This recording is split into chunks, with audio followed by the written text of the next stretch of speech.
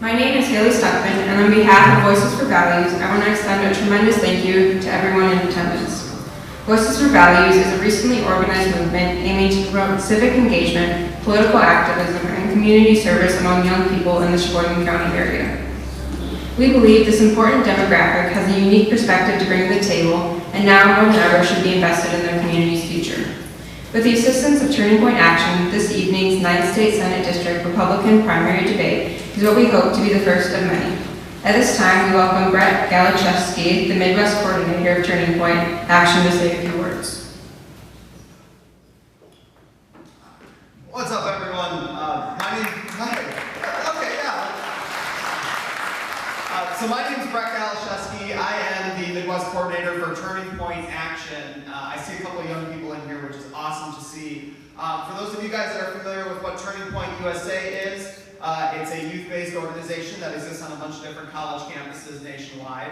Turning Point Action, the political arm, sort of takes that Turning Point branded name one step further politically. We're a separate organization, we're a sister organization, but one of our goals as an organization is helping students take that leap from being the conservative voices on their college campuses to being the conservative voices in their communities. So we help students get into positions of leadership in the Republican Party. We give students the tools necessary to ultimately run for local level office. And part of us helping students take that transition to being the conservative voice in their communities is education.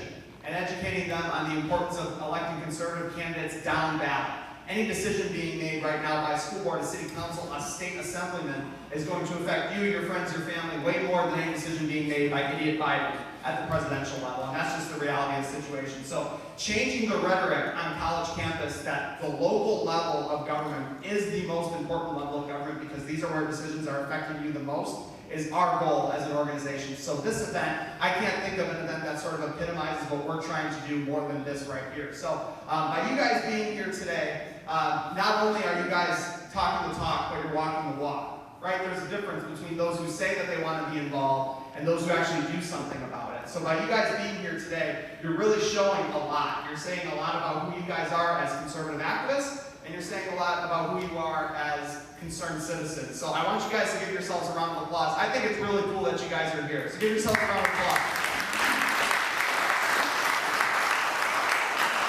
Thanks so much to Sheboygan Lutheran for letting us use this beautiful venue. This is awesome. Thanks so much to Mr. Duke Custa here for hosting this today. Let's get on with this. This sounds like it's going to be a lot of fun, so we'll roll with this. Mr. Custa. That's right. Thanks. One important note before we proceed. Anyone disrupting this evening's debate will be asked to vacate our venue. Our intent is to provide a fair and respectful platform for all. And we also ask that everyone is respectful of the candidates and refrain from either applause or negative reactions to help keep the debate moving in a timely manner. At this time, we would like to ask Paul Ganand to open in prayer, and following that, former Marine John Pleasants will be leading us in the Pledge of Allegiance. Good evening and welcome to Lutheran High School. My name is Paul Ganand. I'm the executive director here, and we're so blessed to have you. One of our emphasis at our school, our mission statement is preparing Christian leaders one student at a time so that they do their church and civic responsibility. So we really appreciate you being here tonight and participating. Please join me in a quick prayer. Dear good and gracious Heavenly Father, we thank you for the opportunity and the freedoms that you provide.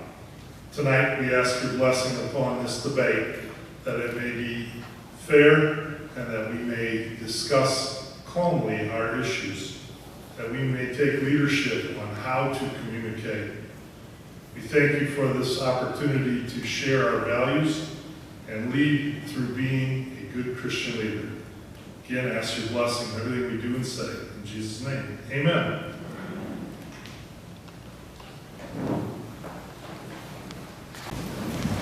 Good evening. Please rise and join me in the Pledge of Allegiance.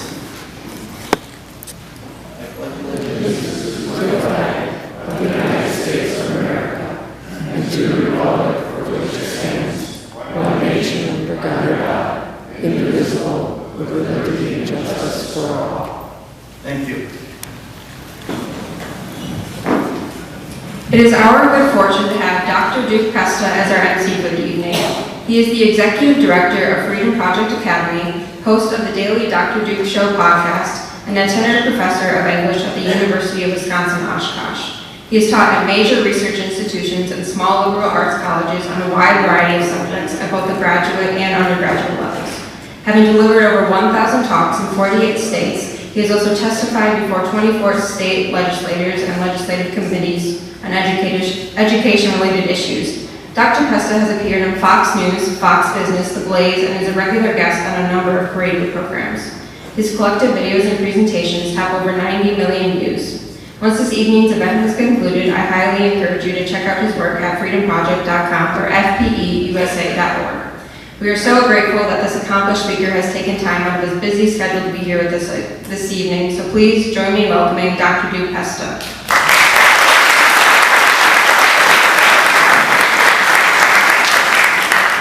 Really glad to be here. What a lovely, lovely facility, and one quick last round of applause for the school allowing us to be here today. Thank you very much.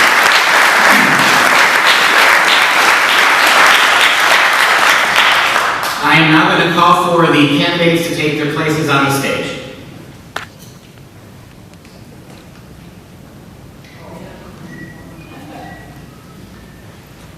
We're waiting upon our candidates, and they include Ms. Jeanette Duchesne, Mr. Devin Donahue, Miss Ruth Villarreal. Please come on up to the stage here.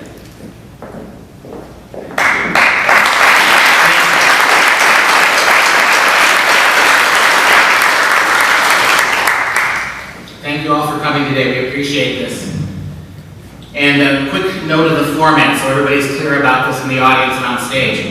As soon as I get them explaining to you how the format's going to work, we're going to give each of the candidates an opportunity to take 1 minute to introduce themselves to you. And so for each, we have 10 formal debate questions. Each question will afford each candidate 2 minutes, and when that 2 minutes is over for each of the candidates, I will reserve the right to ask follow-up questions. And if I ask a follow-up question, anybody to whom I ask it gets an additional 30 seconds. Also, if any of the candidates call out the other candidates by name, that triggers an extra 30 seconds for the candidate called out to respond. So we want to make sure that we have a debate here that is not sound bites. And then at the very end, when we go through our program here of their 2 minute segments and whatever I choose to add, then there'll be 1 minute at the end for them to summarize their position or make a parting statement. After that, we will welcome some questions from the audience that have been collected already. Okay, with that in mind, Ms. Duchesne, please start us off with your 1 minute. My name is Jeanette Duchesne. I live in Manitowoc. When I was a teenager, I always wanted to get out of Wisconsin. That was my dream, and I did that. I moved out to Rhode Island, and after I had my daughter, I decided to come back because Wisconsin is a great place to raise a family. What we've seen over the last few years, though, has destroyed my dream. I came back here with my daughter. I had nothing. I had to go on to welfare, but I put myself through college. I bought my first house. I got a career. That career was taken away from me in 2021. I lost my job with the vaccine mandate. I pulled my kids out of school and started homeschooling them. I initiated a school board recall because I demand to be better than what we've been. We cannot allow our government to take over our lives the way that they have been. And we need somebody that's willing to stand up, who's seen the hardships and has lived the hardships that a lot of us have. I'm sure we all have been in difficult situations. Some of you have lost your jobs as well. So we'll go from there. And you heard the beep. That will be the notification that somebody's gone a little bit long. And so it's important to pay that attention to that. And of course, the monitors are at the front of the stage for me and for our guests here. Mr. Lemmy, your turn. Well, good evening, everyone. Thank you for coming tonight to hear from us. I'd like to, will this work better? I'd like to also thank Dr. Pesta for moderating the debate and all the organizers of the debate. So I've owned my own business, the Lakeshore Weekly, for almost 20 years now, and I think it's important to have someone serving the legislature who has experience of running a business. I I served 9 years in the Sheboygan County Board, enacting conservative reforms to the county board, holding the level of spending down with the county board, controlling that, and I've now spent the last 8 years serving you as the senator to the 9th Senate District. I've done many reforms that I've had the opportunity to vote for, such as right to work, eliminating prevailing wage, voting on pro-life legislation, stopping welfare expansion, just all the conservative reforms that we've done, including holding the line on property taxes. I'm proud of my record and look forward to another 4 years of serving you in the state Senate. Thank you, sir. And Ms. Ruth Villarreal. Hello, my name is Ruth Villarreal. I am a mother of 4, a grandmother of 1, born and raised in Sheboygan, Wisconsin. I have, for the past 15 to 16 years, not including the pandemic, been a nurse, and that's not including the time that it took for my studies, but that has been my sole career for the past 20 years, is educating myself and going into the nursing field. Much like Jeanette, I lost my job in the beginning of 2020 due to the mandates.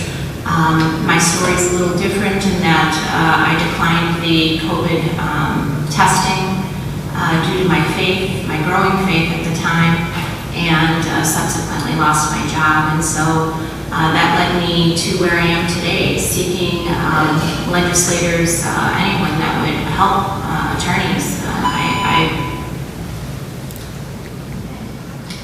Don't let if you get a B, finish your sentence. There will be no more opening to swallow you up. Finish your sentence. So that just led me to where I am today. So I had to seek out a whole lot to get to where I am, and that's where I'm running for 9th District State Senate. Okay. Again, when you hear the B, please feel free to finish your sentence. We want you to do that. Couple of little things before we begin. We're going to rotate the order in which we ask the question so that nobody's always first, nobody's always last. Again, be mindful of your time as you get into some of the heavier questions.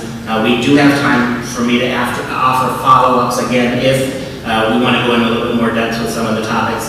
And finally, before we begin with the first question, I'd like to remember, all of us remember, we are not Democrats and we are not MSNBC. Therefore, there will be no softball questions in this interview, this debate, okay? We want our Republicans to be able to handle these kinds of questions, and I think that we're really grateful that the 3 of you are here today. So let's start with our first question, and we're going to start with Ms. DeShane, candidate DeShane. Without fair and transparent elections, we are no longer a people, a free people, living in a constitutional republic. In our polarized political environment, we have been told that there are only 2 ways of viewing the 2020 elections. Either they were completely legitimate or profoundly compromised. Where do you stand on the issue in Wisconsin? And what reforms would you support to ensure fair and accurate voting? And finally, do you agree with the Wisconsin Supreme Court decision banning the use of drop boxes? So I wasn't sold on decertifying the election when we first started digging into that option. There were rumors that were flying all over the place, and again, I was not sold. So I dug my hands in, and I started helping out in the city of Sheboygan, verifying voter addresses to their registered addresses. And there was fraud. Was it fraud or was it errors? I don't know. But what we can do better is we can absolutely get better training for our poll workers, for our election officials, for our city clerks. With Wisconsin Elections Commission, I believe we need to remove the Wisconsin Elections Commission and restore those duties back to the Secretary of State. We need accountability, we need transparency. With the Wisconsin Elections Commission, I believe the intention was good when it was created. We do need guidance as poll workers. I'm sure some of you have worked polls, and it is very confusing when you have one of those odd situations come in. So we do need a resource like that. But unfortunately, the Wisconsin Elections Commission did issue illegal guidance on the drop boxes, and I do approve of the Supreme Court ruling that they were illegal. You're finished, okay? All right, let's reset. And one more time for all of you, I'll just read the meat of the question. Where do you stand on the issue of Wisconsin voter? Which side of the aisle are you on? Somewhere in the middle with regards. And what reforms would you support? Also the drop box issue. Mr. Lemmy, your turn. Thank you. So I do have serious concerns with what happened over the last election. We found through the Legislative Audit Bureau, the Nonpartisan Audit Bureau, that the Elections Commission was not following state law. And so last summer of 2021, we put bills on the governor's desk. He vetoed them. After the audit was done, we put those bills on his desk again, and he vetoed them again. Things with dealing with banning Zuckerberg bucks from playing in elections, from not letting nursing homes block SVDs, special voting deputies from being in there, from cleaning up the voters who,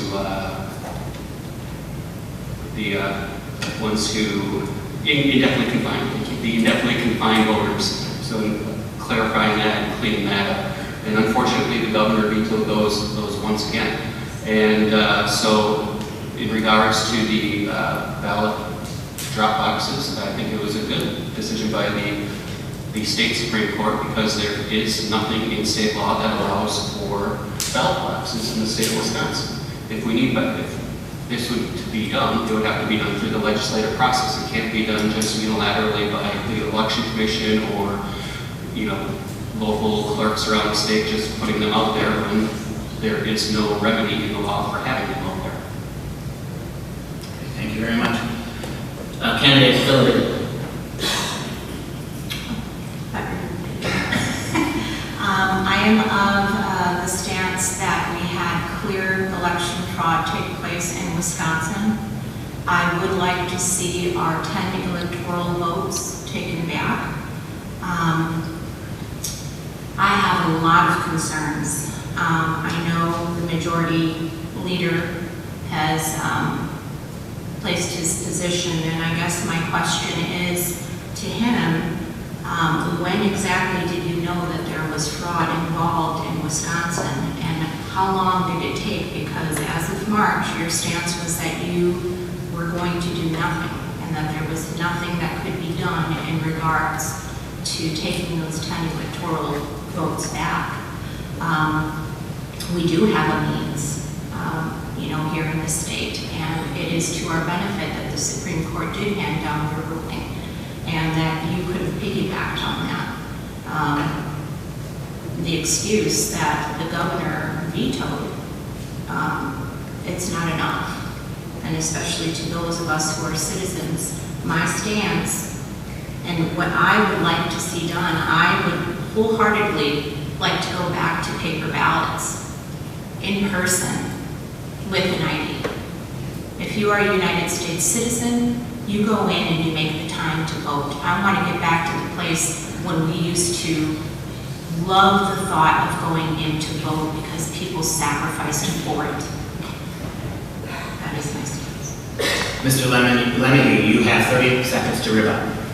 Yeah, so in regards to decertifying or recalling Wisconsin's electoral votes, our attorneys, the legislative attorneys, that by recalling electors was against Wisconsin's Constitution. Thank you very much. I'm going to add 30 seconds to each candidate, starting with candidate DeShane. Please, in 30 seconds, be specific about ID, the question of ID. What should it be? How should it work? Let us know. I am also with Ruth on this. I think we should return back to paper ballots. My dream job was to be a professional hacker. I want to get into cybersecurity, and I know that we don't have strong cybersecurity in the United States right now, especially when it comes to our elections. So I believe that we should provide ID in person, and it should be single day voting. It's not impossible to obtain ID. You can go to the DMV. I just had to do it the other day because I lost my driver's license. It's not difficult, and the DMV is fully prepared to be able to provide those IDs to people. As far as undocumented citizens, we need to definitely make sure that they are not voting in our elections. Candidate Lemmy. Yeah, voter ID is essential for fair and free elections in Wisconsin to make sure that our votes aren't being stolen. We passed a resolution to make it a constitutional amendment this session that to put the voter ID not just in state law but also in the Constitution, so that future legislatures can't change that. So that for it to become a constitutional amendment, it needs to pass next session as well, which I intend to bring it up to the floor for a vote, and then it goes to the people of Wisconsin to vote on it by referendum. So hopefully we get that process done so we can move voter ID from just a state statute into the Constitution, so it's enshrined there. Candidate Villarreal. And again, I have to ask, with the Supreme Court Justice handing down their ruling, how come it took the majority leader so long to talk about this topic publicly? I am of the understanding that it has always been illegal in the state of Wisconsin, that not only the Assembly Speaker, he spoke about it publicly, that there was fraud, and you still didn't talk about it publicly. We need to understand that. 30 more seconds for candidate Lemke. I was talking about election security the entire session. That's why we passed election laws 2 times to shore up our elections. That's the legal process that we had before us. That's why we audited it to find the information, and that's why we put the bills on Governor Evers' desk twice. Thank you. Our second question will be addressed first to candidate Lemke. In my personal considerable travels across this stage, and I've been all over giving talks, I find that there is a profound sense of among grassroots Republicans that, in some sense, the Republican Party has let them down.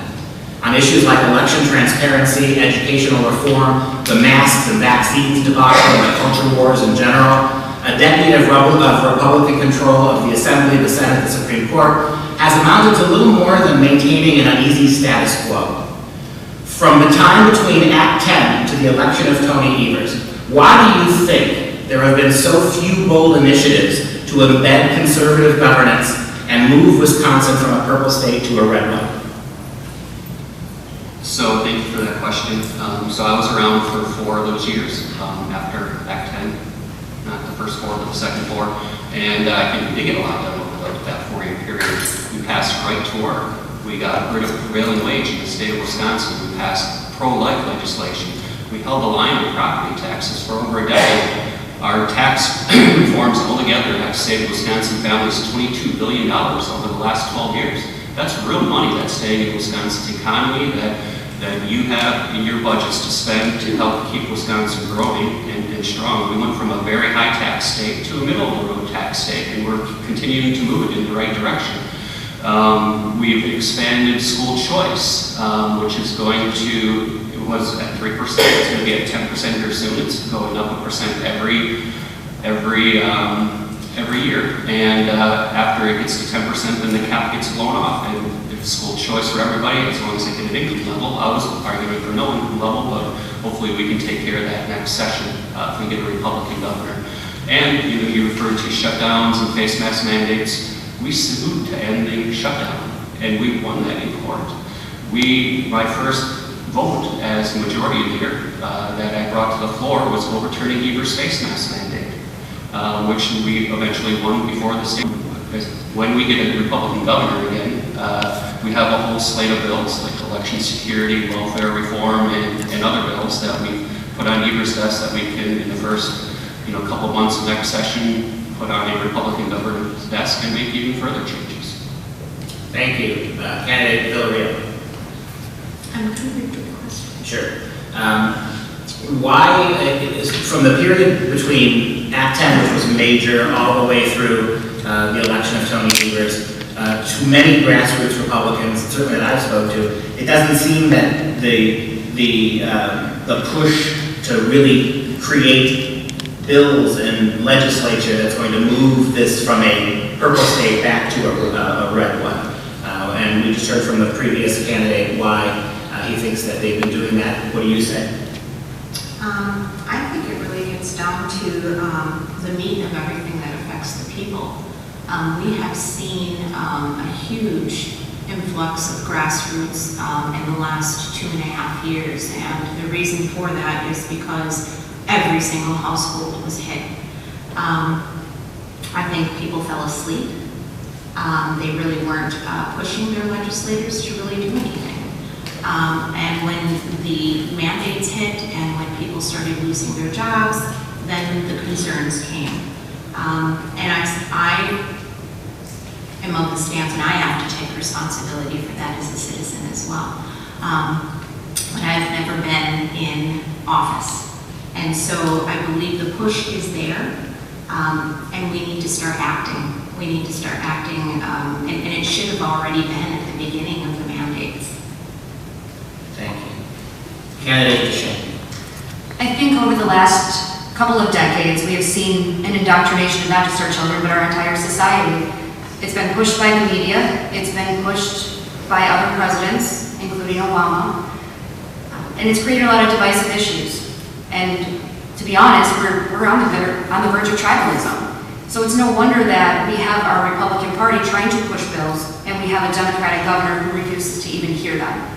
Because both parties have become so radicalized, we can't even find that common ground anymore. I think this is a major issue, and I think it's definitely something that we have to work towards. And I think that we have to let go of being so strong right or so far left. Because when I was doing the school board recall in Manitowoc, there was a lot of opposition. We were targeting their base, the schools.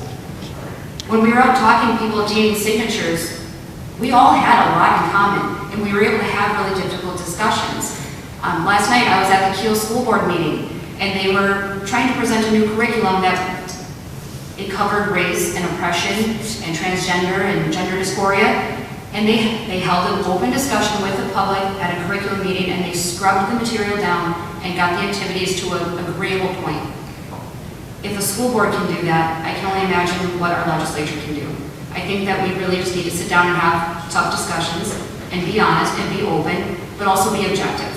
I think we're lacking a lot of empathy. I think we're lacking a lot of understanding, and I'm not targeting just you guys. I think it's us as a society. Thank you. I'm going to add 30 seconds to each candidate in the same order, starting with Mr. Lemieux. Assuming we do get a Republican governor in the next cycle, what is the single most thing or bill or initiative that we couldn't get past Tony Evers that would be at the top of your list to bring to the governor? Thank you. I don't think that's just one issue. There's so many issues that we can put on a Republican governor's desk, whether it's welfare reform to help our workforce crisis that we see around. You know, every business is trying to hire people, whether it's finally enshrining election security into state statute. That's something else we can do. And expanding school choice. I think those are our first three priorities. And then when we get to the budget, obviously providing further tax relief. Candidate Villaleo. I believe that election integrity has to be at the forefront. Everything that we've seen has trickled down from having insecure elections. We would not be in the place that we are right now if we had safe elections. So it has to be dealt with. That has to be number one. And once that's dealt with, I believe everything is a domino effect. If we get a Republican governor in office, it's going to help immensely. Thank you. Candidate DeShane. I believe election integrity would also be number one, as well as the curriculum in our schools. I think we really need to focus on what we're teaching our next generation, because it's going to trickle down for decades if we don't get a hold of it now. As far as requiring a Republican governor to actually get things done, I stand by my first comments that we all do have common ground. We all want a lot of the very same things. We just have different ways of getting there. So I think we need to approach things, whether we have a Democratic governor or let's pray that we have a Republican governor, that we can get things done. Thank you very much. This next question will start with candidate Villaleo. Right with what you've been talking about. Along with election integrity, the future of education in the state and the country is a critical issue. Every year we give more money to public schools, and every year academic achievement continues to crater as schools devote less time to ABCs and 1, 2, 3s, and more time to progressive initiatives such as critical race theory, diversity, equity, and inclusion policies, so SEL, social emotional learning, and radical sex and gender curricula. Here's the question. What would you do to restore Wisconsin public schools, the public schools, to sites of demonstrable academic achievement? And how would you return to parents their God-given right to direct their children's social and moral development? Candidate Villarreal. We need to have universal school choice. It is a must.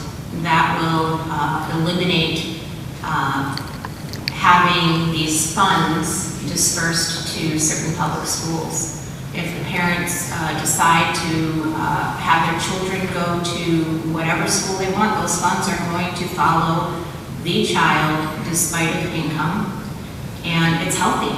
It's healthy competition out there. If the parents are not pleased with the school system that they chose, they can take that money and they can take their child and they can move them to a school where they are going to be taught their principles and their morals. Thank you. Candidate Shane. I'm also a supporter of school choice. I know that the Democrats are not very fond of it, so I would be in support of putting an income cap on there at $125,000 or less. I know a lot of people on the Republican side disagree with that, but again, we have to meet in the middle on some things to actually get progress done in our state. I really want to focus on the curriculum. I don't think that we need to be teaching our children about their gender identity and oppression and America's bad and America's evil. We need to stop teaching our white boys, our white men, to hate themselves. This is a huge issue that nobody is talking about. This is the elephant in the room, and it's tearing us apart as a society. They talk about how a lot of the transgender kids and the kids that are suffering with gender dysphoria, they're suffering from depression, yet our children are being called racist and bigots. They're just as depressed, but they're not allowed to talk about it because we're not allowed to talk about it. So I really want to focus on parental rights, transparency, making sure this CRT, I don't even want to call it CRT because it's so much bigger than that, but making sure that it's not within our curriculum. And making sure that we involve our parents, making sure they have access to that curriculum, whether they post it online, if the teachers post it online a week beforehand, for the parents to review. I also want to see statutes amended to allow for parents to opt out of some of these courses. Thank you. Candidate Lenny. Thank you. So what we have done in this last session is in Walker's last term, we expanded school choice, like I explained earlier, increasing it 1% in each school district every year until it hits 10%, and then the cap is gone. And it opens it up statewide to anybody who meets an income level. I would like to eliminate that income level, and hopefully we can do that next session. And we also passed school curriculum transparency bill this session, and a bill to ban critical race theory. Those are both put on the governor's desk. He vetoed both of those bills. But we have been working on them. Those bills are ready to go next session. I applaud Jeanette for her work on, propping up and helping conservative candidates take over or get elected to the Manitowoc School Board. And I know a lot of you in this room have worked on similar things, and that's the most important thing, is to have local conservatives run for school board and be able to make decisions locally. But ultimately, we need to make sure that parents have that option so that they can send their kids to the school that best suits their needs. We shouldn't be telling them what school district they have to be. Parents know what's best for their kids, and they can make that decision, and we can help with universal school choice in Wisconsin. That's what I would like to do. Thank you. And because this is such an important issue to me, I think you're not going to be surprised that I'm going to follow up with this another question. This one will start with candidate Shane. But I want to go deeper, a follow-up question. For years, the Republican answer to the crisis of our public schools is to promote school choice. That doesn't necessarily fix the public schools in which the vast majority of Wisconsin kids are going to end up. So I would like more information from you about that aspect. But alternative opportunity, one thing I want to also suggest is that when we talk about school choice, that tends to be largely, very often, charters and vouchers or other public schools they can move to. Part of the problem with that is that as the system is now, all those charters and vouchers take state or federal money. And consequently, I've got a list of about 16 different charter schools that have gone out of business within 2 or 3 years because the state DPI pulls that string, right? They start off as classical education, and then within 2 years, the DPI is telling them, well, you're going to have to adopt this or take these tests. So, beyond school choice, a couple of quick questions. And I want you to, so you go anywhere you want, but these are the issues that I think I've been talking to people I've heard a lot about. One is the fact that why can't we, or how is it so difficult for us to get a system where the money doesn't follow kids? The money belongs to the parents. Why shouldn't they be able to spend that money before the government gets their hands on it? And then you wouldn't have this carrot stick going on with public education. And so finally, how will you work to create for parents these alternatives that once they put their kids in the charter, the DPI is not going to undermine it? How are you going to go about that? And feel free, it's a broad question, so you can answer it broadly, starting with... The issue is a little bit broader than just school choice and the money following the child. I think having adjustments to the curriculum, including our UW systems, would greatly help what's being taught in our public schools, our charter schools, even our homeschools. I mean, if you're trusting somebody to homeschool your child while you're working, there's been, and like I said before, there's been an indoctrination that's been going on through our society. CRT was founded in Harvard in the 1970s. It served its time in place after the Civil Rights Movement, but it has been adopted into this ideology that has turned into a really dangerous situation, and we see it manifesting with mass shootings, school shootings, depression, suicides. So I think the money piece is not enough. I would like to be able to have the funding for that be removed from property taxes for public schools, because as taxpayers, I homeschool my children, and I live right across the street from my elementary school. I don't get a single dime from the state to help. So I do believe that we need to have some kind of funding for people to have those options. But I think that ultimately we have to really put a cap on the curriculum, make sure that we are eliminating certain pieces of information, including our colleges. Thank you, candidate. What happened during the pandemic was a travesty. With schools being shut down, some of the bigger school districts not even coming to in-person learning they're halfway the next school year. These poor kids fell so far behind in some of these larger cities, and it was just sad to watch it happening. And our urban schools are getting worse and worse. There have been some ideas kicked around about like splitting up MPS to try and improve it, and I'm open towards anything we can do to try and improve some of the public education. But I think as a lot of us have said earlier, the best way to rectify this is to give parents the ultimate choice. Let them choose what school is best for their kids, and that's through school choice. And I think that should be without any income limits. And so hopefully we can get that done. Thank you. Candidate Villarreal. When I said universal school choice, I think we have seen in the past 2 years that individual households have adapted. They have kept their children home, and homeschooling is part of universal school choice. I agree with Jeanette in that we need to eliminate the taxes for schooling. That would, give the individual households larger income to deal with. But I am also, I've seen a lot of smaller groups of children joining and having one teacher to maybe a local, 4 families or something like that. And so that also has to be an option. That would take, the federal funds portion out of it, which I am a stout supporter of, divorcing the federal government, and give that power back to the people and to the parents. Thank you very much. I'm going to give everybody 3 seconds for one last quick follow-up. It seems to me that what nobody ever talks about is the DPI as the problem. We have an unusual, very unusual structure in Wisconsin. DPI is really largely independent and separate. We know that. But after Act 10, when there was all sorts of controversy, 2 different Milwaukee law firms did an analysis. These were not right-wing lawyers. Did an analysis to see what would happen if the legislature was to sue the DPI for control. And both of those surveys suggested that the legislature would win.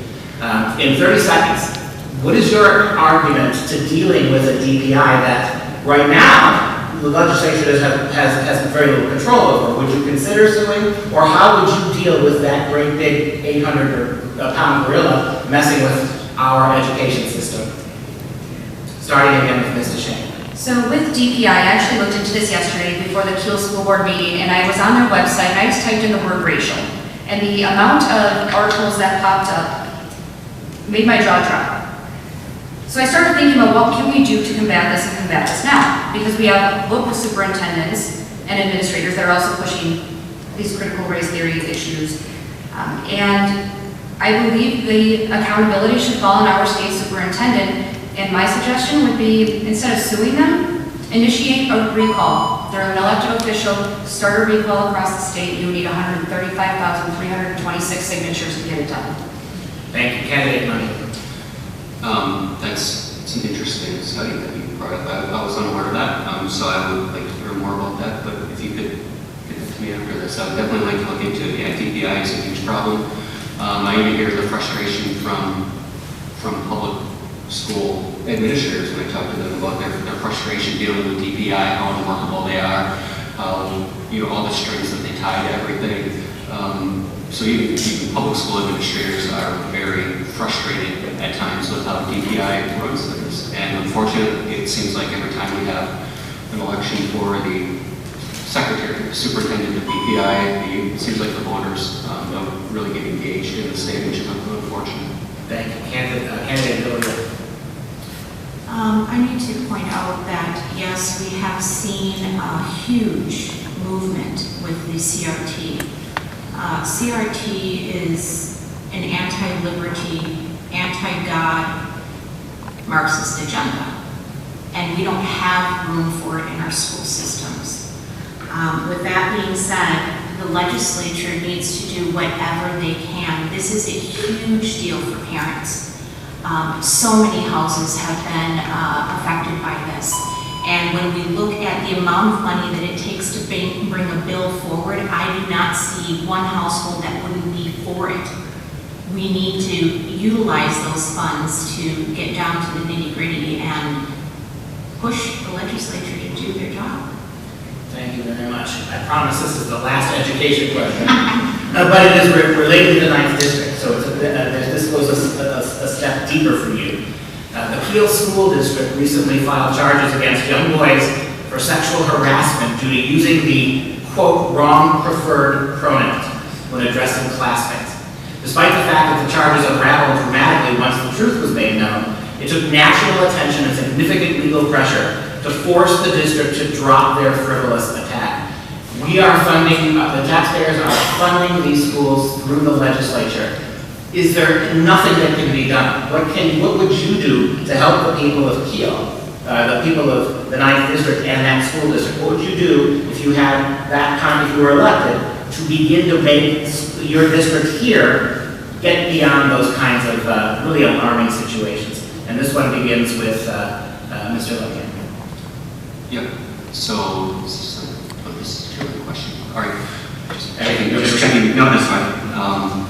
No, what happened in Kiel is ridiculous, and it caused all kinds of unrest in the community, bomb threats, and everything else. And it's just really unfortunate that the school administration would take such steps and it caused so much pain on families. And I think some of the most important things that we've done for schools in the past is, first I authored a bill that allowed for mental health people to come into schools to provide mental health services. We broke down there was a barrier that they couldn't actually go into schools and provide those services. That was a bill I was proud to get done 3 sessions ago.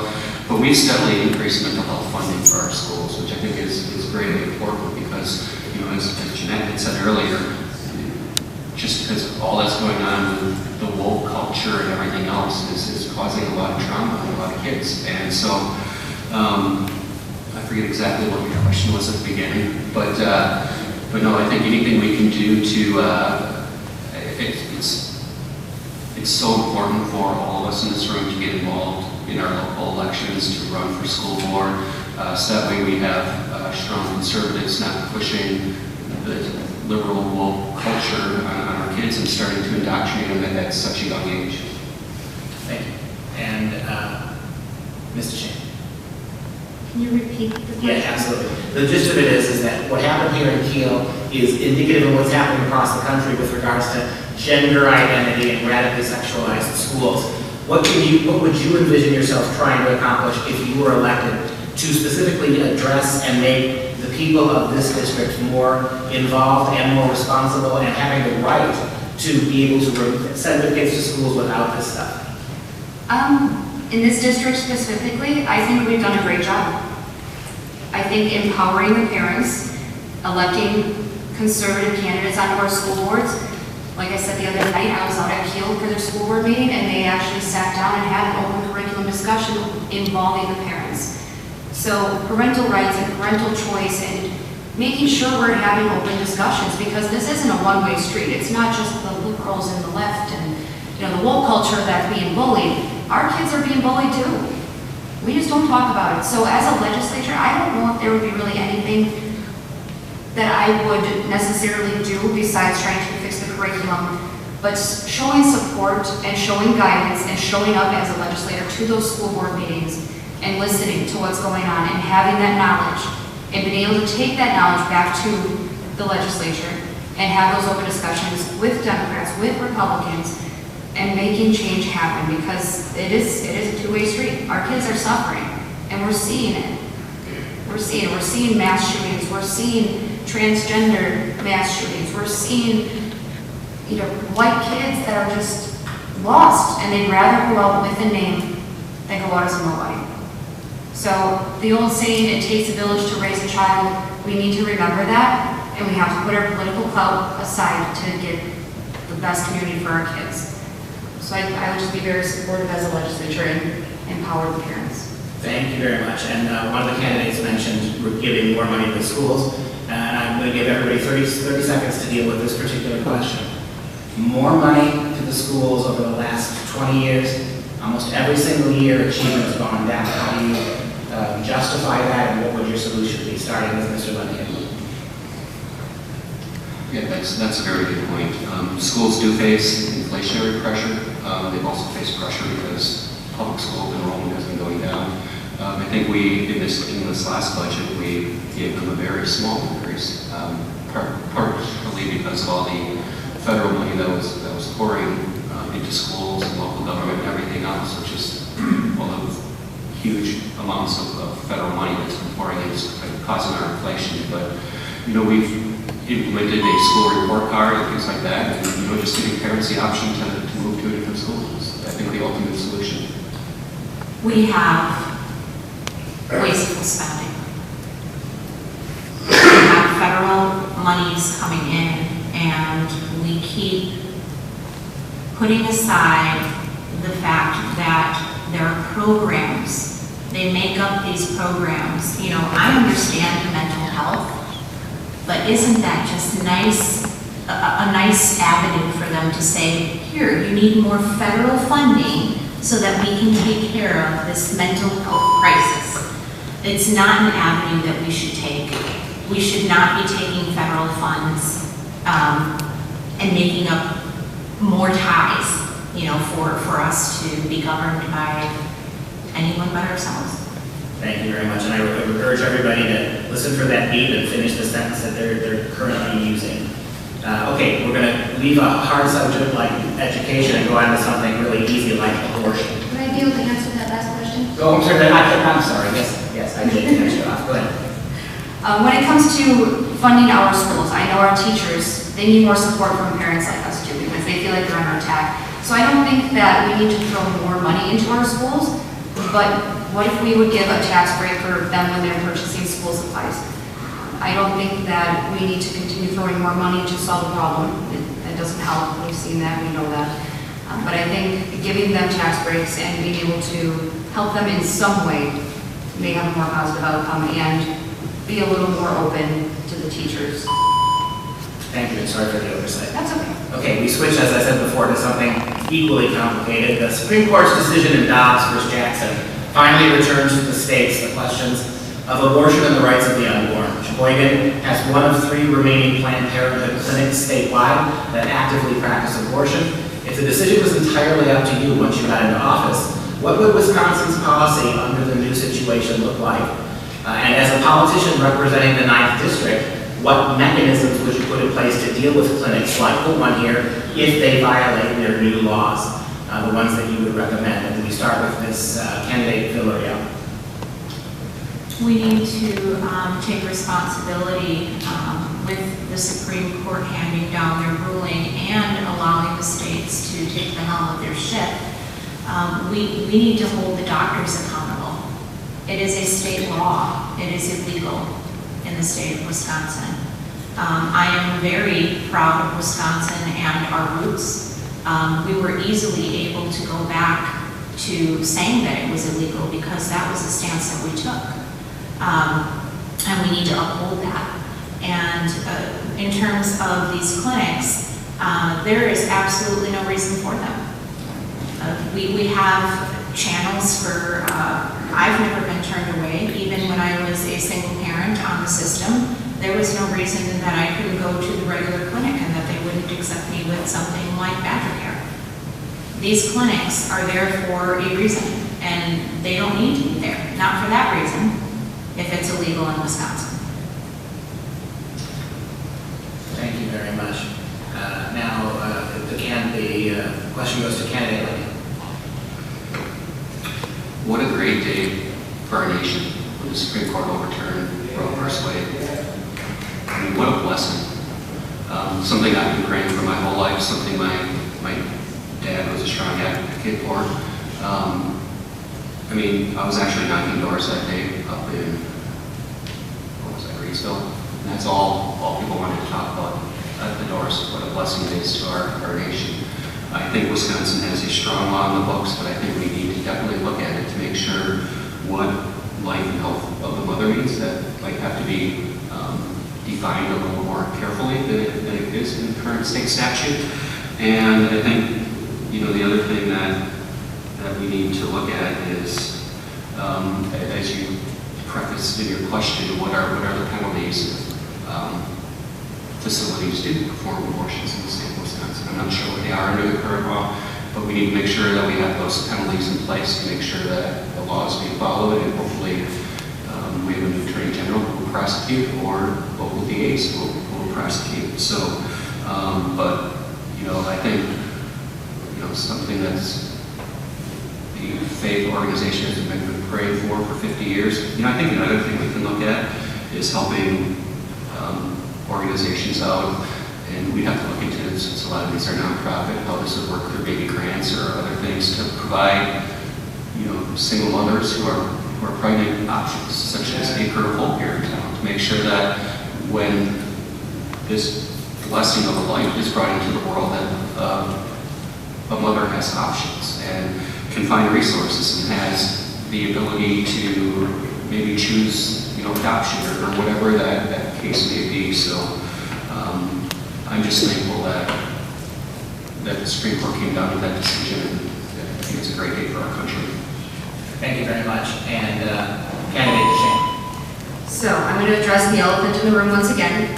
While I've been out talking to people on this campaign, I've had a lot of Republican women, families, their parents, their grandparents who are concerned because of the overturning of Roe v. Wade. I know it's an unpopular opinion, but I was 16 years old when I had my first child. I also gave a child up for adoption. And when the parents came up here after I gave my child up for adoption, they came up from Arizona. They weren't allowed to leave the state of Wisconsin for 3 months. The process is not what you think it is. It's a lot more difficult. It's a financial burden, so we definitely need to provide better options, because I've been faced with the decisions that a lot of these women have. Jordan Peterson had made a comment in a video that I had watched, and he said that abortion is a surface manifestation of a much deeper problem. And he's right. We need to promote family life. We need to reform our Medicaid system and our welfare system to not favor a single family home. We need to promote relationships. And if we're going to have split families, we need to focus on fathers' rights. This is about the children. This isn't about the parents. It's not about our lives. But I feel like we have been targeting women who are faced with really tough decisions. We're calling them murderers and baby killers, but then at the same breath opening our arms and saying, come to our pregnancy crisis center. I don't know a single woman facing a decision like that who would go to a pregnancy crisis center. So we need to change our language to be a little more supportive and understanding what they're going through. I think that we can do a lot of positive things and work to eradicate abortion, and I think that starts in our school, and we need to stop teaching sexuality. Unfortunately, my generation was raised on sexuality, and abortion was always an option. So I think moving forward, we need to change that, and it starts with our future. Thank you very much. We're going to add 30 seconds to each candidate, and we're going to again start with, where did we start last time? With candidate Phil Brigo. So you got 30 seconds. There are really three options: never abortion, all the way through birth, or somewhere in the middle. Pick one and tell us why. Never abortion. I also was a teenage mother. I believe my son is sitting in the audience. He's 26 years old. I had a lot of support with family. It can be done. I don't think that money should be a factor when you have community support. And much as Jeanette had mentioned, we have some other issues that we do need to deal with, but abortion is never the way. Thank you. Candidate Lemon. Never an abortion. It's as simple as that. It's a life, and we need to protect life. Okay. Candidate Shin. I am somewhere in the middle. I know that the Republicans have proposed an agreement of 20 weeks, as a limit, but the Democrats want all or nothing. I don't even think 20 weeks is acceptable. I think we should cap that at 12 weeks. There has to be a level of responsibility. But there are situations working in healthcare. I've heard a lot of nurses as well that have addressed their concerns that there's patients driving all the way to Illinois right now. There's no right or wrong answer, and we have to stop looking at it from we can't look at it as a moral issue versus a legal issue. Thank you very much. I appreciate you guys. That was a tough one. I appreciate you for taking a stand. Thank you. This next question will begin with candidate Shane. To use a bad pun, all across the country, the Second Amendment is in the crosshairs of progressive lawmakers and activists. Despite the fact that the overwhelming majority of Wisconsin gun owners are responsible and conscientious, many local sports clubs have been affected by overzealous restrictions implemented by the DNR. What action will you take to curb the DNR's unconstitutional mandates and support the hunting and fishing that are such critical elements of our local culture and economy? When it comes to our Second Amendment, it wasn't developed for hunting. I think we all know that. I think back when our Constitution was written, everybody was hunting and they wouldn't have written that in our Constitution. I fully support constitutional carry, and I also support eliminating gun-free zones. I live across the street from an elementary school, and as much as they want to secure the doors of those elementary schools, if there's a school shooter that wants to come in, what's stopping them from doing it from the street when they're all out on recess? Secure doors are not going to stop that. As far as our hunting and fishing and our DNR, I wasn't aware that they were fighting against our gun rights. But again, I support constitutional carry, eliminating gun-free zones. I think it's to the point now where we tried with the red flag laws, which are ludicrous in my mind. We need to deter the violence. We've tried gun safety laws, and it doesn't work. We see that in California, we see it in New York. It's going to happen. So I want to eliminate those gun-free zones, put the threat there, and maybe try something different. Thank you. Candidate Honey. Thank you. So in my first session, I offered a bill to allow students on UW campuses to carry. Unfortunately, I didn't get that law passed. Sometimes you fail in your attempts to pass laws. But, I've co-sponsored constitutional carry in the past. I voted for eliminating the 48-hour waiting list for handguns, which we got done during the Walker administration. So I think if we have a good track record on supporting gun rights and the Second Amendment that I've supported very well. The NRA has endorsed me. But in regards to the DNR, so in the Senate, we have the ability to confirm or not confirm the governor's appointees to different boards. And the governor's last two appointments to the DNR board were extremely liberal environmentalists who wanted to institute Green New Deal things and all kinds of environmentalist policy. I took those appointments, and because of that, Dr. Crane is still serving on the DNR board, and the Walker appointee still have control over the DNR board, saving all kinds of bad policy coming from the DNR, and you know, not just for fishing and hunting, but for businesses and all kinds of other things. So one more reason why we need a Republican governor this fall, because we can vote down appointees, but then you can just you can just appoint new appointees who serve. We're fortunate enough that Crane is still serving on the DNR board, but I don't know if he'll continue to serve forever to make sure that we have Walker appointees controlling the DNR board. Candidate Lilia. We are a huge hunting and fishing state. I'm not sure that we can actually tie the two together. It is simply a constitutional right, the right to bear arms, and it had nothing to do with hunting and fishing. And a lot of us, I mean, that is part of my livelihood. I fish and I eat my fish. We hunt and we eat our game. It was to protect us from a tyrannical government. That's what it was intended for. And I do not support red flag laws of any sort. We need to be able to walk into the public and be able to protect ourselves. Look at what happened in Uvalde. There was a father who borrowed a gun, went to the school and was successful in getting his daughter out. It's very unfortunate that there weren't more parents that were armed, because I'm sure that they would have stormed in there and taken their children out, instead of waiting hour after hour in the hopes that something could be done. Parents were first on the scene. So we need to start to, as a society, get back to our Constitution. And our forefathers had a foresight. They knew what we were going to encounter. And I wholeheartedly believe in the process that they provided for us. Thank you. I'm going to give each candidate 30 seconds to comment on the following. How would you feel about mandating or at least offering courses at the high school level for gun responsibility and gun safety in the public schools? We start again with candidate DeShane. 100% supported. Candidate Money?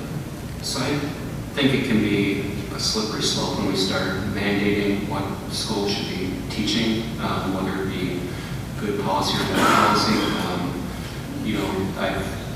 It adds expense to schools. I mean, it would be great if they would teach this, but I think it should be up to the local school boards what their schools teach.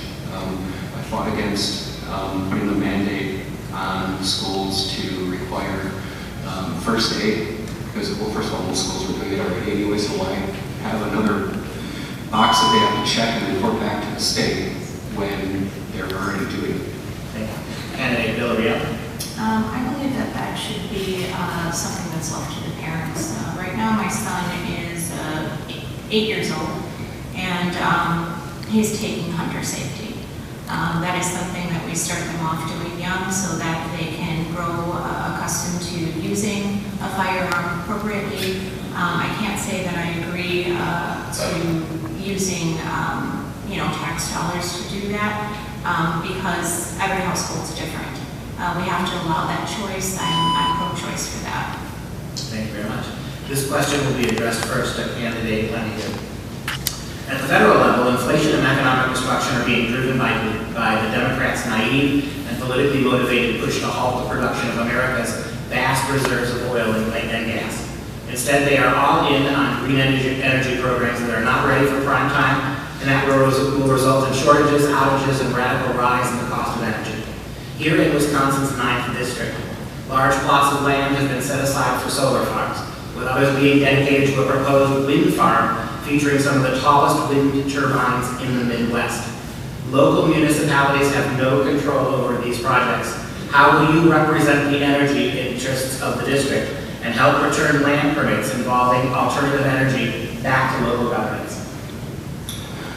So, as I mentioned earlier, in the Senate, we have the ability to confirm or not to confirm Governor Evers' appointments. And right now, there's 3 commissioners on the Public Service Commission. 2 have been put there by Governor Evers. So right now, it's being run by the Liberals. But we did confirm one of the appointees, because if we would have confirmed that appointee, then that person, that pro-green energy person on the Public Service Commission would be on there for a 6-year term. So once again, why we need a Republican governor, so we can vote that person down and get a conservative on the PSC. You know, inflation isn't just being caused by the oil reserves, that's part of it. It's also because the federal government essentially increased the monetary supply by 40% since the beginning of the pandemic. They're printing money, causing inflation.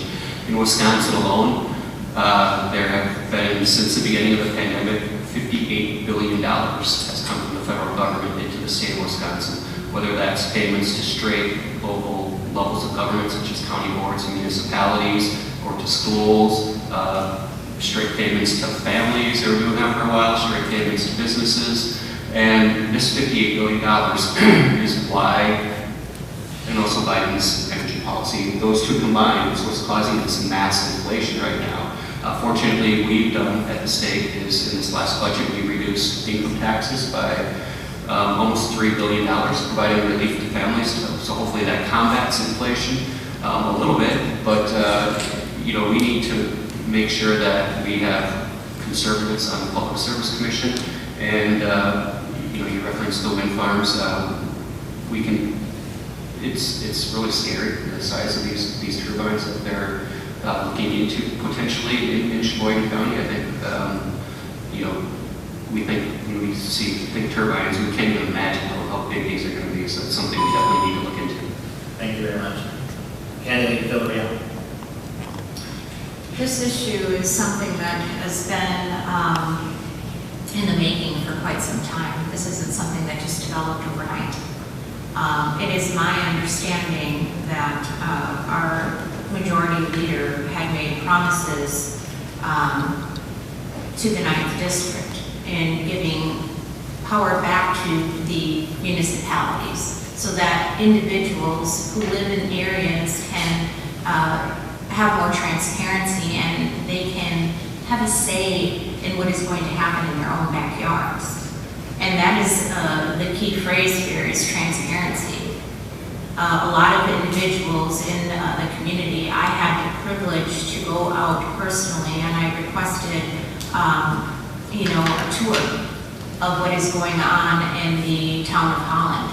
And this gentleman here, by the name of Bob, gave me a good 45 minutes and a tour to what's happening on his property and the adjoining properties in the town of Holland. And I have never ever witnessed something that could change our ecosystem so drastically, and for these individuals not to have transparency. They've dedicated their lives in tax dollars and they could not find representation. Don't take my word for it, take their word for it. They were seeking representation and couldn't find it. And now it's in their backyard. They are actively building. What are we going to do about that? Do you think that it's going to stop? No, we need to give power back to the people. It needs to start in the smaller communities.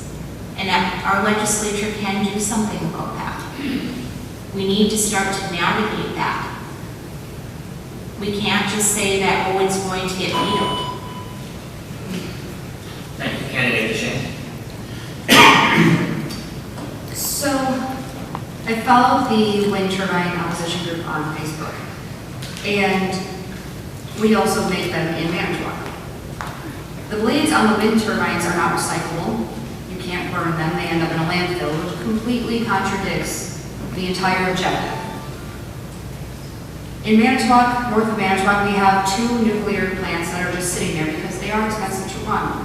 But I've learned one thing in life. When you want to win an argument, when somebody tells you no, offer some kind of alternative. We have beautiful lakeshore property here that we could put up more nuclear plants. It's clean energy, it's safe, it's not what it was in the 70s. They're highly efficient, they're carbonless energy. It brings in great jobs, which will trickle down into our economy. And it has a smaller land footprint, and it's not an eyesore like these wind farms and solar panels. So I would propose something a little different. I mean, it's okay to think outside of the box. When you go to your county board meetings or your city council meetings, talk to them about it, bring it up. Think outside of the box, instead of just digging our heels in and saying no, because I would be right with you guys if that was in my backyard. There's no way. I would hate it. Especially when it definitely contradicts their whole objective of clean energy. So just throwing that out there, nuclear energy, I think would be a really good option. I'm going to give everybody 30 seconds, and starting with candidate Lemieux. Be more specific for the audience. I want the audience to know your specific opinion on fossil fuels versus green energy and where we are at this moment, so people understand that. Go ahead. Yeah, so I think I agree with Jeanette that nuclear power is definitely should be in the mix. I think in our power grid, I think we need a good mix of different options, whether it be natural gas power plants, which is we have so much natural gas in the state, in this country, that we could power our country for centuries with just natural gas. If renewable energy makes sense, then it can be part of the mix as well, but I think it's very important just for the grid to make sure we have that baseline of fossil fuels to provide that certainty. Thank you. Candidate Gloria. If it's not broken, don't fix it. That's how I feel. We have coal, we have nuclear, they've been used, we've been successful. I do not believe in the Green New Deal. I don't believe in what they're doing. They're taking valuable resources from us in our land. He didn't share how much they were offering for his property, but it's valuable. And not just the money, but in the resources, and we need to protect them. Thank you. Candidate Shane.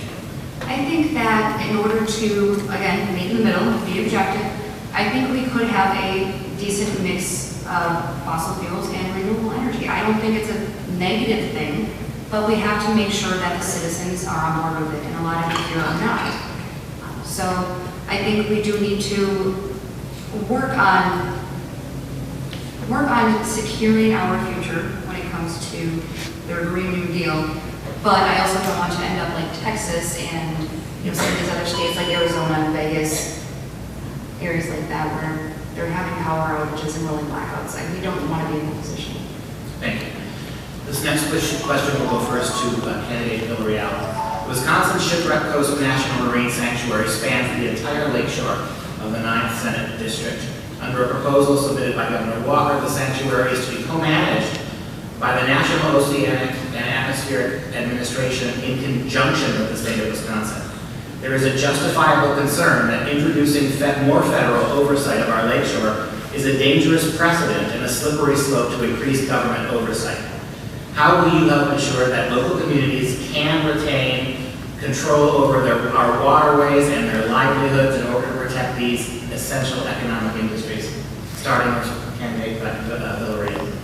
We don't accept federal funds. And that is the answer to so many of our questions. The state of Wisconsin needs to divorce the federal government. We have a $5.4 billion surplus right now. We've been doing well. And we can continue to do well, and that's by the help of all the taxpayers. We have a beautiful lakefront.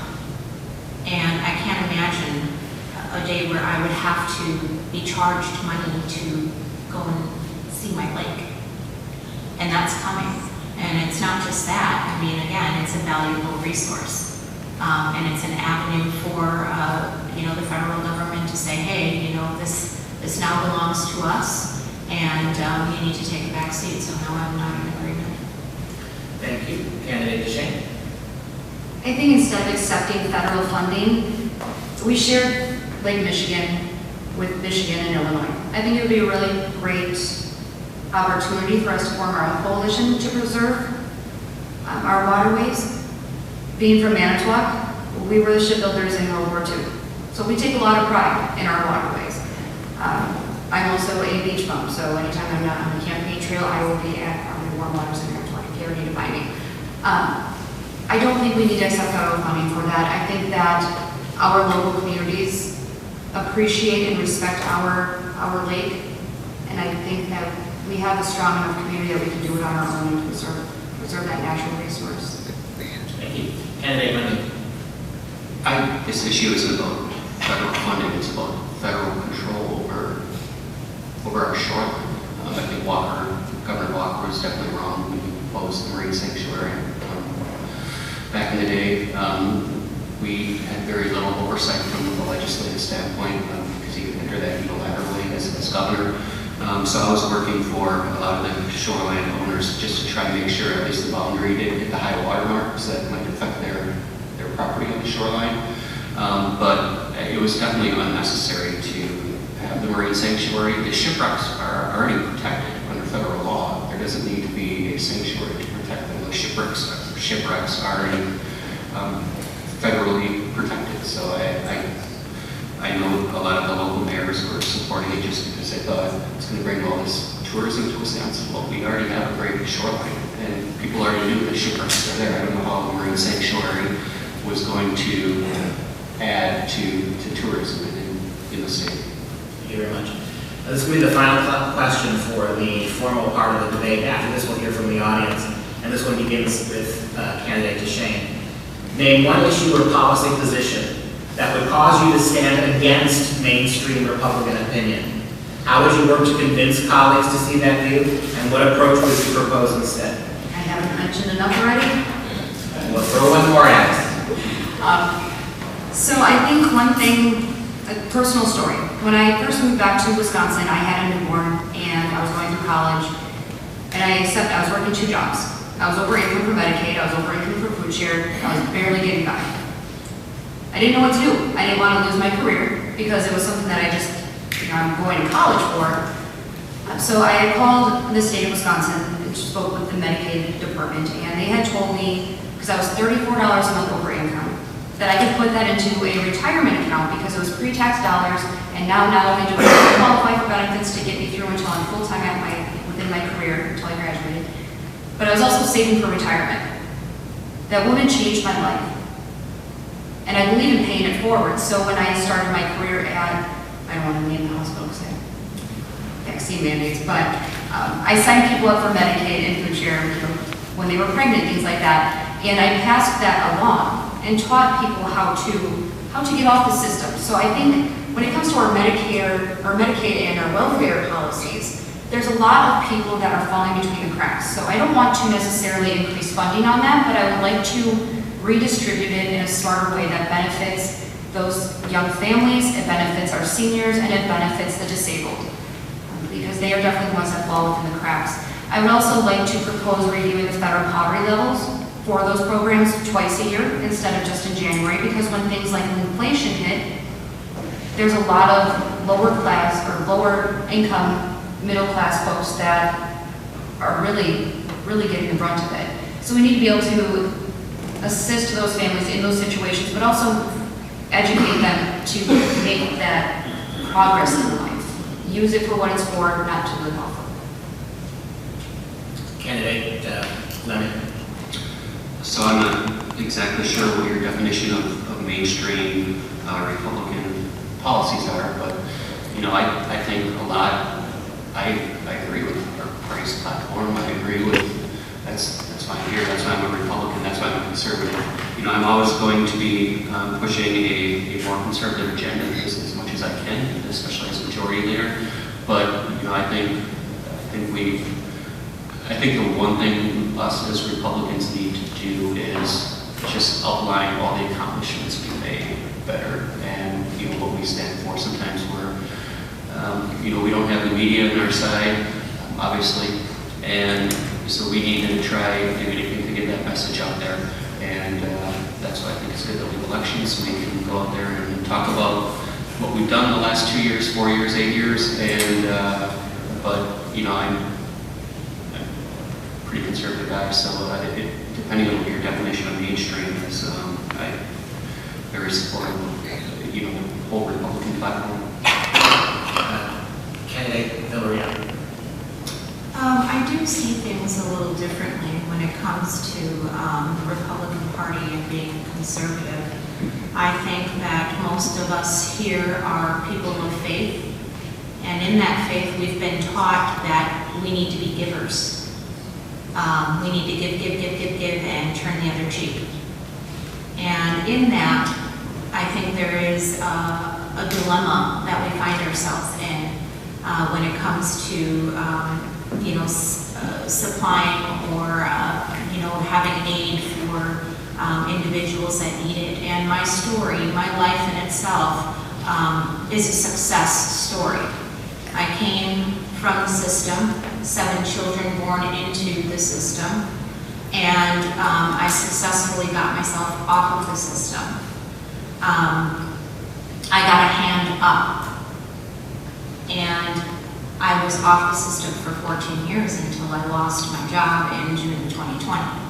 I don't believe that we need to continue to give.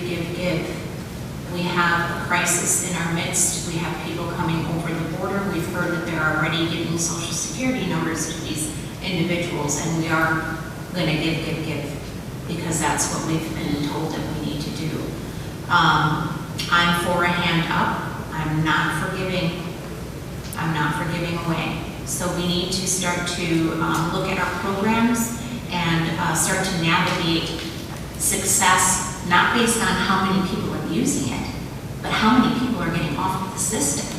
If you ask them for a number, if you ask them how many people have successfully gotten off of the system, they can never tell you that, because that's not success to them. It's success when it's being utilized. And again, it creates more funding and more programs that we don't need, and we don't need to be tied into the state of Wisconsin. Thank you. One last 30 seconds for all of you. I'd like you to tell us candidly, you've all been campaigning, talking to lots of people. In your mind personally, what one issue do you think is the most difficult to explain or to have a conversation with the grassroots people that you encounter?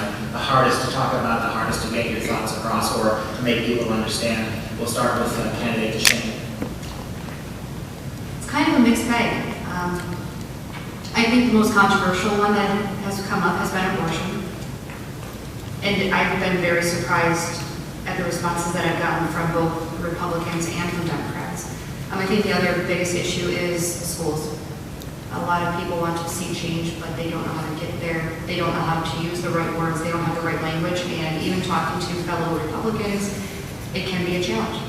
So I think just changing our language, we can get through it. Thank you very much. Candidate Levy. So, I've been knocking on doors now for about 10 weeks and talking to people all around the district, and the number one concern I hear from people is the rising costs of groceries and gas. That's the vast majority of what people want to talk to me about at the door. And they're frustrated with Biden administration, they're frustrated with the Evers administration, and there's a lot of energy out there. And so that's good to hear. Very much. And candidate Villarreal. What I've encountered in the past 8 weeks is the concern with lack of representation, myself included. That is on the majority of people's concerns, is that, in whatever avenue, when it came to mandates or when it came to very small businesses, healthcare, there was a lack of representation. That is by far the biggest concern that I find with people, and I think that needs to be dealt with. And we'll start with candidate Lemon. All right. What measures, actions will you take as senator to protect medical freedom from mandates, vaccines, masks, and testing? So we voted to overturn the governor's face mask mandate. That was the first thing I did as the majority leader to schedule that vote. We sued to stop the shutdown during the pandemic, and I think it's important that we got those wins in those cases to stop the overreach by DHS under Secretary Paul. Unfortunately, she left for Washington, D.C. before we could vote her down, which we were planning on doing. So we didn't get that opportunity. But no, it's important to fight the overreach. We did through the legal system and through our votes, and I'm glad we prevailed in both cases. Thank you. Candidate Villarreal. We need to make sure that we are upholding the Constitution and we are upholding our civil rights. From our sheriffs, all the way up the line to the presidency. Without that, we're not going to get anywhere. So, in my opinion, it's pretty simple. As I mentioned, our forefathers have laid down the groundwork for us. And there's absolutely no reason why the Constitution should not uphold our rights when it comes to these things. So we need to get down to the nitty-gritty. And we need to stop playing games, and we need to stop allowing for things and words such as mandates to somehow become a word that somehow means law. And they're not law. And it was made very clear from the beginning, but it fell on deaf ears. So we need to uphold our Constitution and our civil rights. Thank you. Candidate Shane. One thing that I'm really strong on right now is physicians being able to practice within their own judgment. I know there's a couple of medical organizations locally that, for COVID-19 treatment, they can't provide ivermectin. So we need to allow our physicians and our medical providers to practice freely. When it comes to, mask mandates that are a little less invasive, I support Devin Lemieux. Senator Lemieux went out on a limb and he got things done. Yes, it went through the Supreme Court. Yes, it took longer than it should have, but that's not any fault of the Republican Party. I think what we really need to focus on is knowing our role as government. If a private employer would require a vaccine mandate, and yes, I lost my job over a vaccine mandate, but we need to make sure that we're understanding our role as the government as well. We can't rule over private employers. Thank you very much. This next question will be directed first to candidate Villarreal. Many of the solutions that have been proposed for dealing with issues regarding education involve taking back control of local school boards. As a means of achieving that, do you support moving local races, school board races, to the fall elections where there is a greater turnout, a possibility of greater turnout? Start with candidate Villarreal. Yes, I do. I think it's important that we do that so that more people are actively involved. There's no question that that would make a difference. Thank you. Candidate DeShane. I don't believe in moving the school board elections into the fall, but I believe our state superintendent should be. I think those that would be involved in the spring elections are local. Those are your community members. Those are your parents, your grandparents. They are already actively involved. Thank you very much. Candidate Lemieux. I think, first of all, it would require a change to our state constitution, so it'll take a while to get that done. But I think we actually have a pretty good system of elections in Wisconsin right now, having the nonpartisan elections in the spring and the partisan ones in the fall. There's a reason why local civil districts schedule their referendums on low turnout elections, because they want them to pass. And so I think actually having school board races in the spring gives conservatives a better opportunity to win those elections, because it's the passionate, informed people who are going to make an effort to vote in those elections with lower turnout. Thank you very much. And that, everybody got a shot at that one, right? Yeah, I want to make sure. And I'm a little bit behind because somebody is writing so small. So I'm going to try to not botch this here. This question will go first. You need my reading glasses. I think I could probably use your reading glasses. We're going to go first to you, candidate Lemieux. Regarding elections, do you believe that the letter of the law must be followed? If so, what measures of accountability do you propose to address individuals and agencies guilty of something, avoiding the law, I think something like that. So in other words, do we follow the letter of the law when we're dealing with these issues? And what do you do with people who, agencies in particular, are guilty of circumventing that? You know, one of the important election bills that we passed through the Senate, because we know the Attorney General is not going to enforce election law, our current Attorney General, and you know, where a lot of the fraud and ballot harvesting things are going on is in counties which are run by Democrats. And so one of the bills that we passed through the Senate, unfortunately didn't get signed into law, allowed neighboring district attorneys to begin to prosecute election fraud. So, for example, if Milwaukee's holding, what do they call it, democracy in the park and allowing drop boxes and things like that, then the Waukesha County Attorney General could prosecute them for not following the law. So, you know, it's reforms like that. You know, we make laws in the legislature. Unfortunately, I don't have the ability to enforce laws. That's the job of DAs and attorney generals. But you know, we've been looking at potential lawsuits to try and bring some of these cases to resolve. Thank you, candidate Gloria. I think we need more primaries for the DAs, for the judges, for anyone that's not upholding the law. It's already written. Again, you know, we don't need to fix what isn't broken. It's accountability. We need to, again, get back to our Constitution, get back to our civil rights, and get rid of people that aren't upholding, you know, our Constitution and our civil rights. It's that simple. We need to start weed through everything.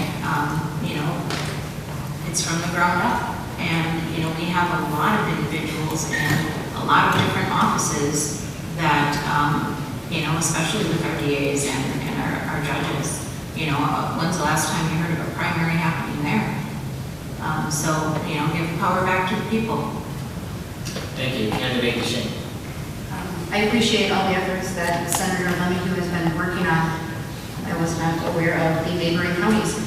I think this is where we need to focus on that local government, like we've all mentioned, making sure we elect a constitutional sheriff. Ultimately, we have to find people that are going to uphold our Constitution. They're going to follow the law as written. I don't know how to get past some of it right now when it comes to our Democratic governor. I mean, every effort that we're going to make, you know, they're going to veto that. Any kind of lawsuit, if it goes to the Attorney General, is going to get rebutted. I think our only option would be at the Supreme Court, which is going to take time. So I guess as a Republican and you guys as the Republican Party, I think we need patience. I know time is running out and we can, you know, as far as the voting records, the ones that we need to prove election fraud happened are going to be gone as of September 4th. So I think we just need to be optimistic, make sure we are staying on top of our local elected officials and just being observant. Thank you very much. This question will start with candidate DeShane. Having a governor in office that desires to pass conservative legislation is essential, as we have seen with the vetoed bills. Which conservative voice would best partner with our Republican Senate? They're much harder than I am. I'm not sure what you mean by which Republican. Who do you want to see as elected governor? Timothy Ramthun. I was a supporter of Kevin Nicholson, but he has since dropped out. But Timothy Ramthun has been fighting for a lot of the same issues that most of us are, especially when it comes to our election integrity. I think that is the number one thing on our ballot for governor. Thank you very much. Candidate Lemieux. So I endorsed Rebecca Playfish early on in the process. I served with her. I know she's a strong backbone, a strong conservative track record, and that was before Michael's got into the race. But whoever becomes the gubernatorial candidate, I'll be pushing hard for following the primary, and I think any of them will be a refreshing contrast with Governor Evers. Thank you, candidate. 100% Timothy Ramthun. He's been a stout supporter of our Constitution. And I am also of the mindset that through the primary, or up to the primary, whoever wins, we back them up wholeheartedly. Then after, and if not, well, we have a process to get them out of office. Thank you. This next question will start with candidate Lemmy here. Oh boy. Was the 2020 election stolen? Yes or no? Why? Your answer must start with yes or no. Yes, I believe there was enough fraud that went on that probably changed the outcome of the election, but it can't be proven because once a vote is cast, you can't see who was cast. The laws were broken, such as not allowing special voting deputies in nursing homes. We don't even know what happened in those nursing homes. It's hard to say definitively with unmanned drop boxes. We don't know what happened. So it's hard to find concrete proof because once your ballot is cast, it's cast. But there were a lot of issues that went on with the 2020 election. Candidate Villarreal. There was fraud. And I do believe that I see things black and white. When we use words such as there may have been or we don't know, especially when something like a drop box has been illegal in the state from forever, that is fraud. There are elected officials that knew about it. Devin knew about it. And nothing was done. And so they allowed the fraud to occur. So that is my stance. 30 seconds to you, sir. Yeah, I wasn't the majority leader then, but I was pushing then Majority Leader Fitzgerald to sue over the drop boxes and ballot harvesting, democracy in the park issues. Candidate Shea. Can you repeat the question? Yes, I can. Yes or no, and your answer must begin with one of those two words. Was the 2020 election stolen? Yeah, and why? Yes, I believe so. Proving it is a whole other story. And I believe even if you could prove it, the trickle-down effect of that would affect every candidate on that ballot. And I think that's something that a lot of conservatives and Republicans haven't considered. So I think the aftermath of recalling our electoral ballots may be messier than what we're already experiencing. I think we need to continue proving the fraud that does exist, that it has happened, and be observant, and make sure it doesn't happen again. Because we may have outsmarted us once, but we can't let them do it again. Thank you very much. The remaining questions are pretty repetitive. So again, thank them for what they have said. We really appreciate it.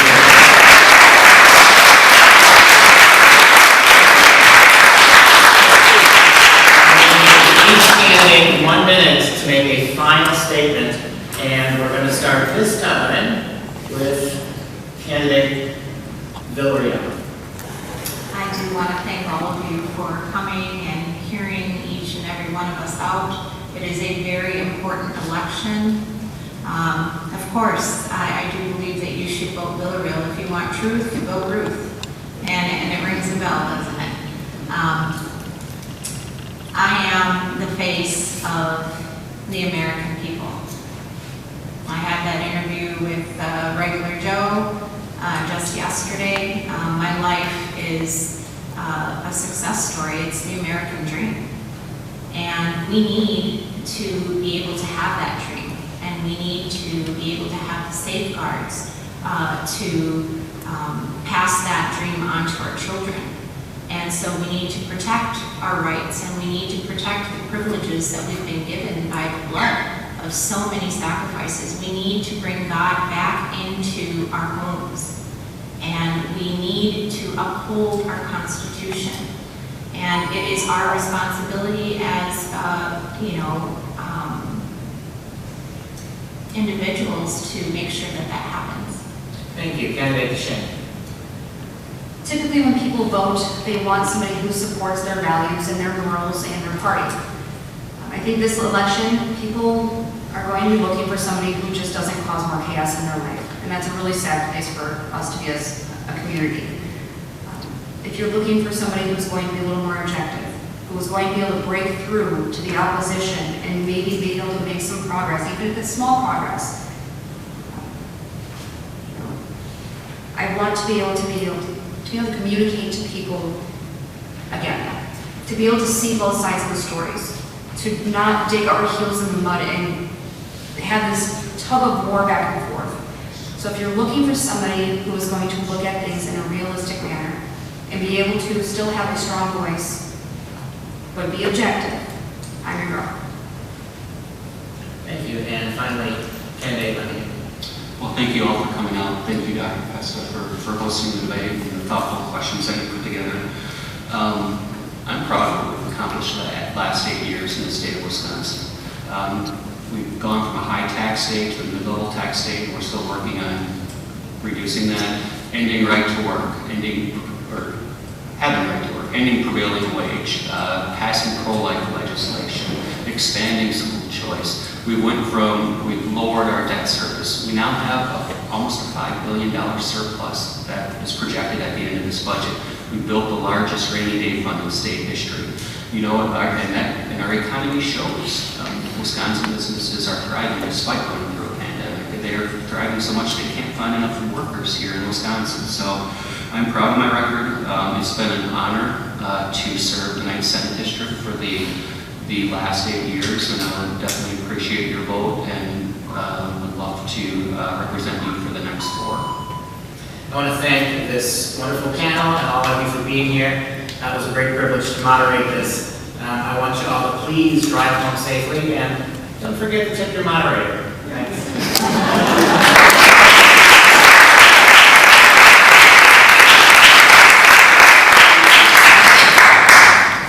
This concludes our event this evening. First of all, we want to thank the candidates, each of them, for participating in this public debate and sharing their ideas for addressing the critical issues we currently face.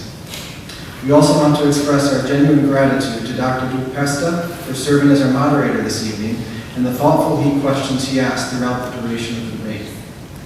We offer our sincere thanks to Sheboygan Lutheran High School as well for allowing us to utilize this beautiful facility and for being outstanding partners in hosting this event.